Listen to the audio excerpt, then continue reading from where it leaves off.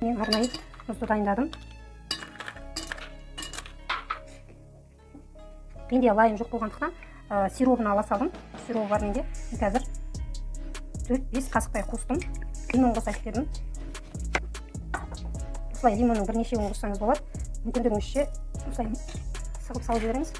Жемістің орнына 1 стақандай құямын, 200 грамдай.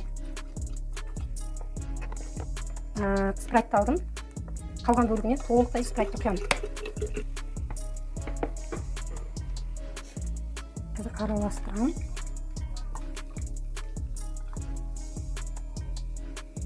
Дайын.